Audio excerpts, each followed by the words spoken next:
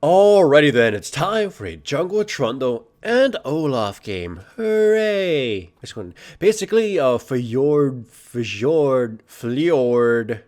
Rumble, because there's also Sejuani here. And I'm pretty sure some of you are going to correct me on the pronunciation of that, and some of you will be mad about my mispronunciation of it, but whatever. Anyways, for those of you who know about this matchup, you know why this game is going to be fun, right? Basically, never pick Sejuani into a Trundle. It is a bad idea. Aside from the fact that Trundle is a really dangerous early game invader, and Sejuani is basically food for most junglers, there's a whole special thing about it too. But first of all, of course, I invade her. She's super easy to kill and always going to be a low health. So easy peasy lemon squeezy. I get myself a Sejuani meal. And I steal some of her camps, including the Krugs. And essentially, she's in a bad spot already. And I'm in a good spot because having First Blood as Trundle means you get to Tiamat very early on, which amplifies your clearing speed, gives you quite a bit of damage, and builds into a Titanic Hydra rather quickly, which is a really good item, especially in this matchup because you got a lot of fat bodies you'll steal your health from. So, one of the things that makes Sejuani super weak against Trundle is her passive. If you guys don't remember, her passive gives her a whole ton of resistances at the very beginning of the fight, and early ranks, it's basically just for 1 second. Now, one of the tidbits about Trundle's ultimate that not a lot of people know, even though it's been explained quite a bit of times, is that it steals resistances based on the initial cast, or whatever resistances your target had when you initially cast it. So, even if Sejuani or whatever target you pick loses their augmented resistances, you're still going to be taking them at the rate you were initially taking them. So, let's say she has 1,000 resistances for some reason, and you're taking it at a rate of 200 per second. Even if those resistances reset back to what they originally were, you're still going to be taking it at 200. So it's very possible to get into the negatives this way. And you're going to see that. For right now, you can see me just kind of become a menace this game. I'm destroying everyone. Like, their team comp is not made to deal with someone who gets as beefy and powerful as me. Even if I didn't get the early kill in Sejuani, I'd still be a huge menace against the likes of someone like Yorick. So, Yorick and Echo are huge targets for me, mostly because if we're at least on par with each other, they shouldn't be able to do anything against me. They don't deal damage fast enough to kind of deal with Trundle's pretty much obliterating damage. In a prolonged fight, Trundle can be really strong. Anyways, in the past, there weren't that many targets that Trundle could do this against. Mostly, I would pick Trundle against Rammus because he's the only one that has this sort of very controlled and predictable augmented resistances. Now, Sejuani becomes an even better target because you know when it happens and how quickly it goes away, so you can easily use your ultimate at the right time to just screw her over. But I guess right now I'm most just dealing with the laners and farming them and whatnot. Sejuani is doing her best to recover and mostly just not being very effective because of how much she's been sent back. As right now she's level 7 while I'm level 10 and I have a Titanic and she keeps dying. Essentially put, I've controlled the entire map, put tons of pressure on her, and at this point she's just kind of a whipping boy or whipping girl, for the rest of my team. At this point, too, this tower has made nothing to me. I have a Titanic and a Cinderhulk. I'm just way too ahead at this point. But look, I'm going to be stealing the enemy blue buff, and the enemy Echo's here, so he's going to want to at least try to contest it, and then Sejuani comes in, slowing this down. Just look at those resistances right now. Pop my ultimate, immediately they get carved in half, and oh man, just look at her health when I bite her. They just beat her. Like, if it wasn't slowed down, that would have happened in basically 1 second. 1 second boom for the Sejuani. And then her Echo teammate just kind of pays a price for being so insolent to fight the king of the trolls. But yeah, that's just so much fun. Trundle can't technically carry like during the mid to late game because his damage potential isn't quite there even if he gets itemized. But he is such a tank destroyer.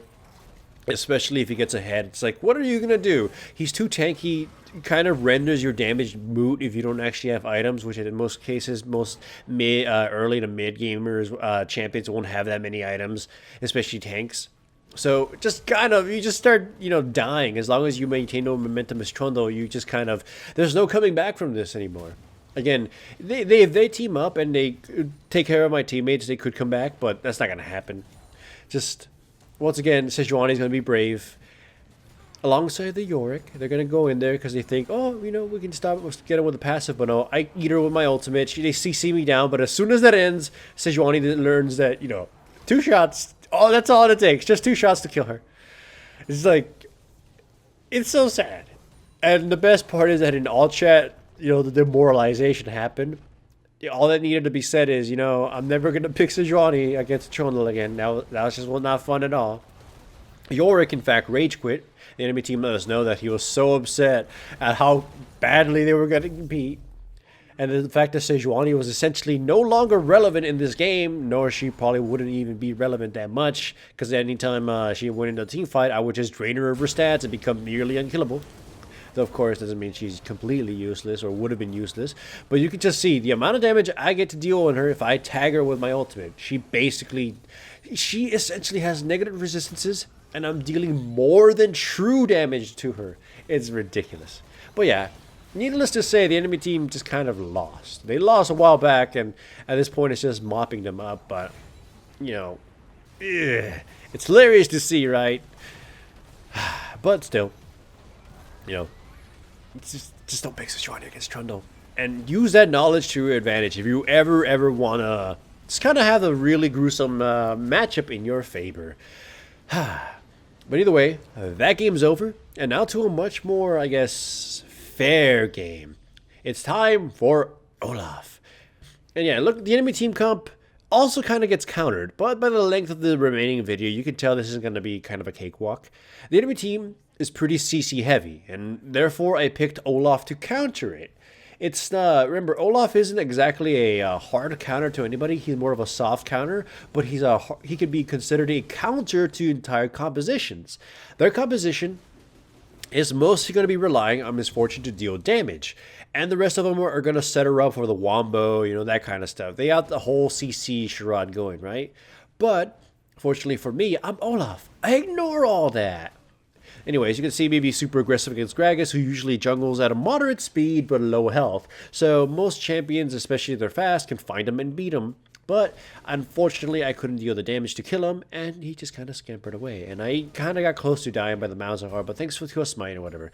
And here, I totally forgot or wasn't thinking that, I probably shouldn't be close to walls against Poppy. So you saw me die in the most embarrassing way. But, it's fair. I showed a Trundle game in which I was smashing the enemy team and I was looking so cool. I might as well show one where I kind of embarrass myself a little bit, right? Just to balance out the cosmic order of the universe. But yeah, in this game, I'm going the whole Predator route. Run fast the enemy team, which is pretty good. Again, I was talking about all the multiple builds of Olaf, and this one tends to be the most fun. But at the same time, this tends to be the build I was thinking, this one will be the best one against their composition because I just get to ignore all the heavy hitters and murder Misfortune. At least that's what I was hoping for. Either way, I go gank Poppy again, and her ultimate doesn't do anything against mine, and it forces a flash out, so I guess it's, it technically counts successful gank, although the Poppy's kicking Gangplank's ass, he needs more relief than I can give him. And I just can't seem to do enough damage to her, and I keep missing my axes, so unfortunately, Gangplank has to hold out just a bit longer. Either way, at the very least, this is a pretty fair game so far. I guess my team composition is lacking true initiation, aside from maybe a chance Anivia wall. And for the most part, we're kind of working cohesively, despite the fact that emotions are running high because a certain jungler ganked really poorly. In this case, though, I redeemed myself with a pretty good gank, dividing Gragas away from his homie teammates, and Anivia does show up right in time to, well, at least make her presence known. So we get ourselves 3 kills, 2 of them going on to the Jhin, which is a big deal. And we get bottom lane as well, so we get control of that at least. Top lane, though, it's, the Poppy's getting huge, and she is a big threat. Although, to be perfectly honest, no matter how big she was, I was confident that her role in team fights was mostly going to amount to killing or controlling somebody, but then losing the overall fight because their damage would fall apart without the misfortune and possibly the Malzahar. So yeah, it's one of those situations where you can definitely win the lane and whatnot, but your overall team composition versus your opponents is kind of gonna ultimately hurt you. And by the way, that was a bait out to the Malzahar ultimate. Although, unfortunately, I didn't notice the tower was hitting me for quite a while, and so I still died anyways. I was trying to lure out the ultimate from Malzahar while being at least vaguely far away from the tower, so I wouldn't have gotten destroyed by it, and hopefully my teammates would have picked it up. And they did, but I still died. It was kind of embarrassing. And again, I get to embarrass myself a few times this game, so to balance out the whole Trundle massacre. Either way, you can see I'm just running around controlling everything. And, speaking about embarrassing myself, I go in, miss a Q, we go against the Poppy, but the Gangplank is super afraid of, stabbing her, and she's kind of doesn't help me with the damage to the point where I overcommitted at this point and then died for it, and then she kills the Gangplank. So it was like I was being too brave, but at the same time, Gangplank was being too cowardly. So, two super negatives about that, and then we both died. Really embarrassing, the embarrassment here is hopefully making you cringe so much that you would never ever have to. Well, whatever. Anyways, that joke was going a little too far, maybe for the YouTube censors, so I'm just gonna keep it to myself. But either way, yeah, the Poppy's running amok, and unfortunately for her, or unfortunately for her team, she's not really joining them for anything. So it's just kind of hurting them in the end. Here, just do some damage against Malzahar. Unfortunately, I couldn't, overcommit to it because I didn't want to get, surprise attacked by either of her homies, which I didn't even know at this point where they are. It was a little confusing that their cohesiveness isn't there while my team's vague cohesiveness is here. So if they worked a little bit harder together, they would, actually amount to something. But unfortunately, they're kind of letting people get picked off and letting, certain teammates of mine, aka mostly the Jin and, well, technically me, get too big. And if the Jin gets too big, he's going to wipe out their front line, Sansa Poppy. And if I get big enough, I'm just going to, shrug off all the damage they can do to me and kill someone important. So, and you can see, now I have Righteous Glory. I'm working towards a Dead Man's Plate. I already have the Bootsies and I have the Snarhawk. So my whole shtick is going to be, run super fast and be unstoppable, which the Poppy can't even stop.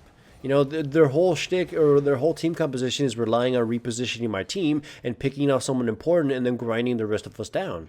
But they can't even do that to Olaf, which again is why I picked him. It's great being a counter. Here I tried to run a Malzahar, but he got shut down anyway, so whatever. Okay, so we're starting to get to that point where the major team fights are going to start mattering, because at this point everyone is grouping up, including the Poppy. And you could see if we don't work together or if you burn too many of our things, she will grab somebody and will kill them. In that case, you saw Nivea died.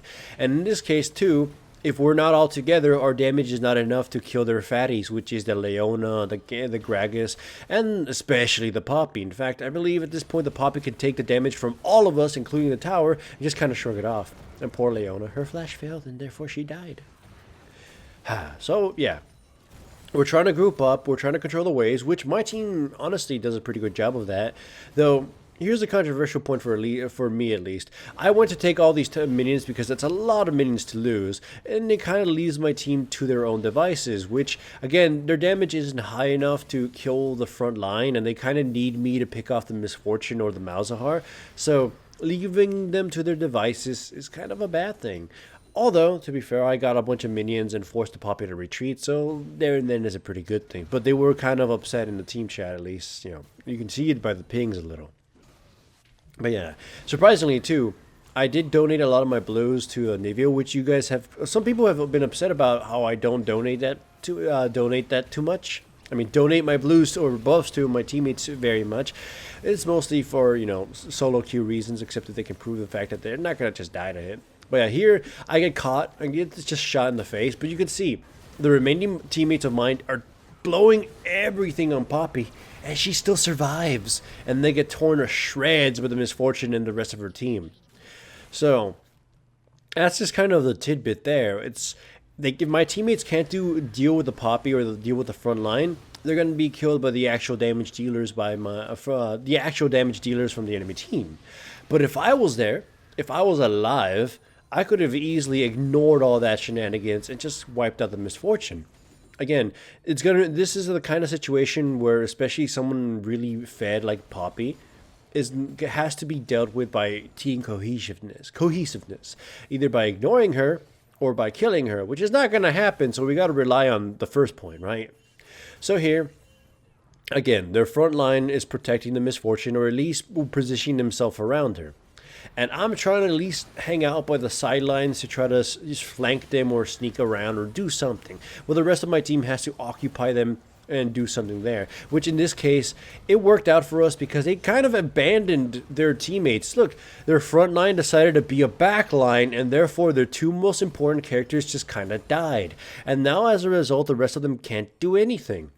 And that again goes hand in hand with the whole team uncohesiveness or whatever. Poppy here, as you can see, despite the fact that she's fed and can do quite a bit of damage, really can't do very much by herself. She just takes a shitload. Although she survives, it kind of cost Gregus his life. I guess it's worth it because she does have a bounty, and Gregus is kind of behind anyway, so it doesn't matter too much. But yeah, without their damage dealers, my team is just kind of able to control them and tickle them enough to cause them to die. So yeah. Either way, Anivia and I are sneaking about in there, being here a little bit too aggressive, but thanks to the wall and thanks to just me being Olaf, we can do quite a bit of damage. That explosive rune is pretty useful for us because it put Poppy in a distance away from us, and it forced her to kind of be in a weird position. So here is the best part of this game. Remember what I was talking about? Whole, cohesiveness, front line, being able to run? Well, yeah. All their front line is there. But I get to just say fuck it and run real fast and just immediately destroy the misfortune. There's nothing they could have done about that. At this point, yeah, they're split up. They already lost their two main dealers, so the rest of my team just cleans the shit out of them. There's nothing they can do about that. Pretty fun, right? Rewatch how quickly misfortune basically exploded. There was nothing that could be done about that because their team was super crowd control heavy, and they kind of surrendered because they knew that's just going to keep happening. And if you liked this video, remember to give it a like. And if you aren't subscribed, make sure to subscribe. And if you are subscribed, make sure to hit the little bell up there somewhere so you actually get notifications to my videos because YouTube and stuff.